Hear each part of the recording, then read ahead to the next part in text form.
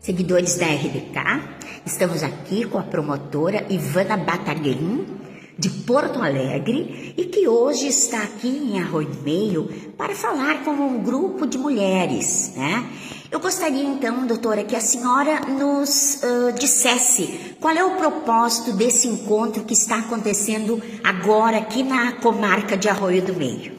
Então, esse é um projeto que foi organizado pelo Centro de Apoio Operacional de Enfrentamento à Violência contra a Mulher, do qual eu sou a coordenadora, né, o Centro de Apoio do Ministério Público Gaúcho. E o nome desse projeto é CAL, né, de Centro de Apoio Operacional na Estrada. A gente tem ido a diversos municípios do Rio Grande do Sul, no sentido de convocar toda a rede de enfrentamento à violência contra a mulher, que compreende polícia, judiciário, Ministério Público, defensorias, OAB, assim como a rede de proteção, que são os CRAS, os CREAS, os CRMs.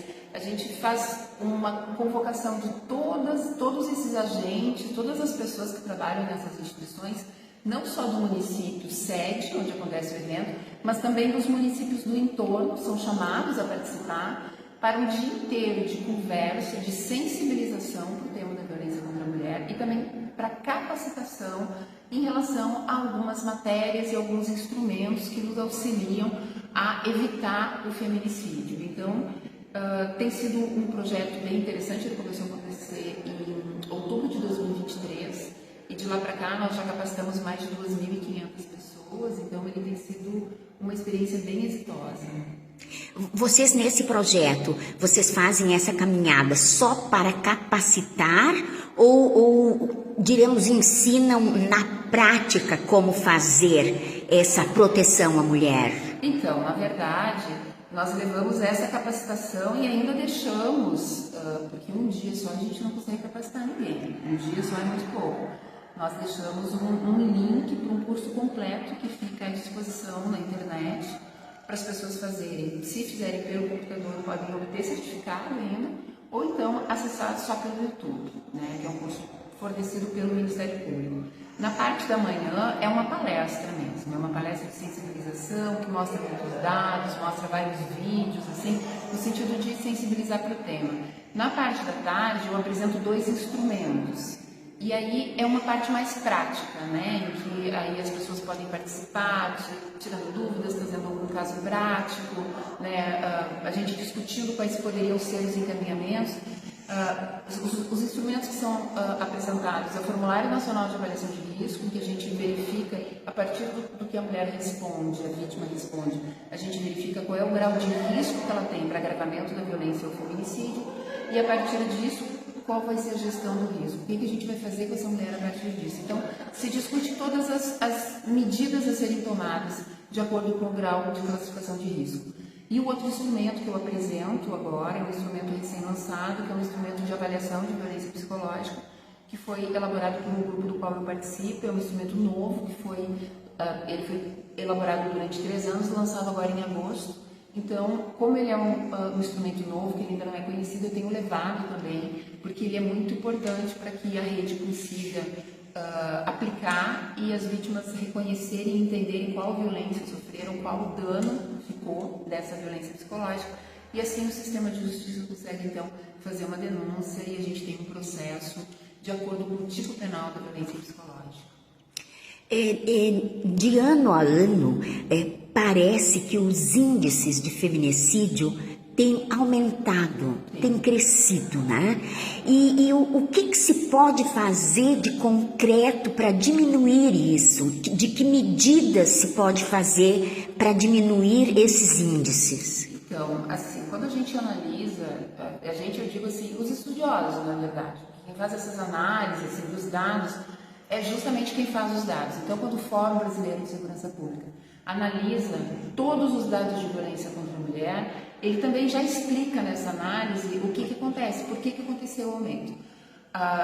Um pouco, não só, tirando os feminicídios, mas a violência em geral tem um aumento, não só pelo aumento da notificação, porque as mulheres estão notificando mais, estão procurando mais ajuda, mas também está havendo um aumento da violência. E a gente sabe que está tendo um aumento da violência porque quando a gente olha o número total de mortes violentas de mulheres, incluindo o feminicídio, esses aumentaram. Então a gente tem certeza que não é só o momento de registros, mas também o momento da violência. E aí tem que se buscar as causas para isso.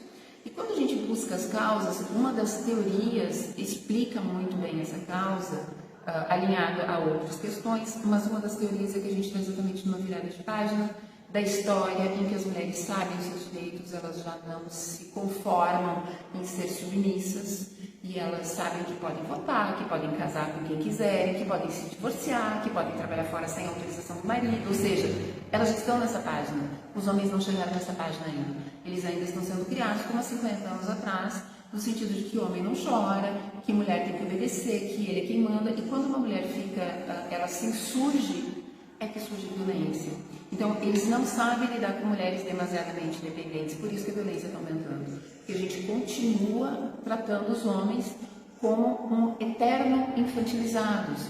Então, enquanto a gente não chamar os homens para essa discussão, a gente não vai mudar essa realidade.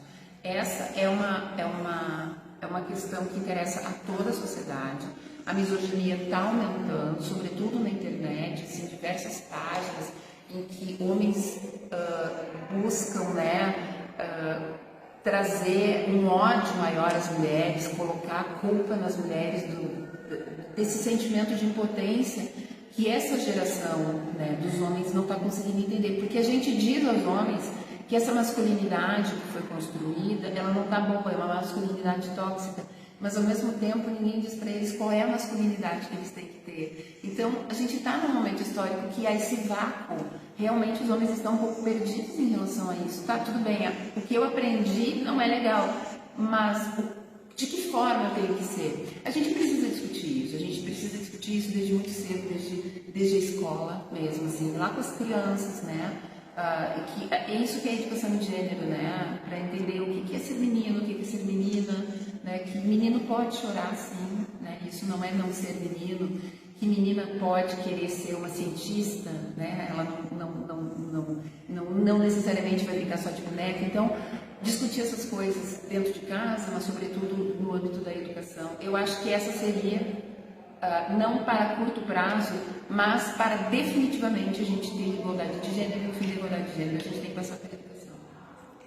Eu gostaria, para encerrar, que a senhora mandasse uma mensagem, dirigisse uma mensagem às mulheres, para que elas se sintam, diremos, empoderadas para tomar atitudes e virar a chave de repente. Então, toda vez que eu converso com as mulheres, eu trago essa noção de que às vezes é muito difícil a gente se perceber como vítima, mas uma em cada 3 mulheres, nesse país, uma em cada 3 mulheres com mais de 16 anos já foi vítima de violência por parceiro íntimo. Então, às vezes é muito difícil a gente se ver como vítima de alguma forma de violência, porque não é só a violência física. Então, as mulheres precisam primeiro ver e perceber essa violência, é doído perceber. Mas, nesse momento, pedir ajuda, Assim, não vai a uma delegacia de polícia, procura o Ministério Público, o sistema de justiça, ele está apto a socorrer, Nós temos medidas para isso, então, assim, procure ajuda, porque as mulheres que estão morrendo são as mulheres que não tinham pedido ajuda. Muito obrigada, desejamos um bom trabalho aqui em Arroio do Meio e em todos os lugares que tu deves percorrer, Obrigada. Classi Gasparotto, de Arroio do Meio.